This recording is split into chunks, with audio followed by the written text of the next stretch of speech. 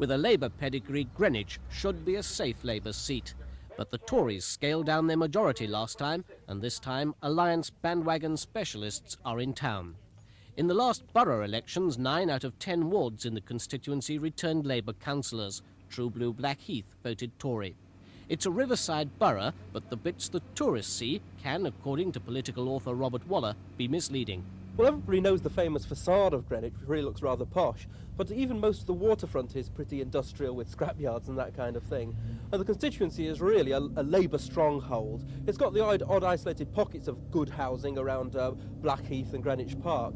But basically, tough council estates, Labour would hold it even in a bad year, which is just what they did in 1983. Labour can count on residual loyalty to Guy Barnett, a Quaker and a moderate who died on Christmas Eve. The government's popularity and the popularity of a left-wing Labour council are by-election factors too. Unemployment in Greenwich is above the London average, and many first-time voters are on the dole. Hospitals have closed, including the famous Dreadnought, and specialist services at others are under threat. Greenwich has more than its share of crumbling concrete and estates where repair bills are measured in millions. But half the voters live in council homes, and thousands more would like to. The government capped council spending to curb rate rises, but services can be popular. Greenwich boasts one of the best home help services in London and above-average nursery provision.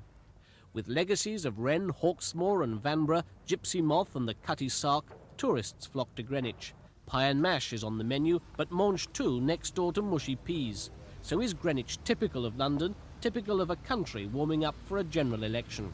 It's not really what I would call a marginal. It's not the sort of seat which will decide the destiny of the government. So if you were the Prime Minister planning the date of the next election, you wouldn't be too worried about Greenwich? I don't think Mrs Thatcher should be too worried, even if she comes a poor third in Greenwich. She shouldn't expect to win the seat at any time, and if she didn't win it in 1983, she certainly won't win it now, but it's no great loss to her. Tudor monarchs came to Greenwich for jousts and tournaments. Labour and Tory might like a straight joust, but the Alliance guarantees a tournament on February 26. David Bellin, Thames News.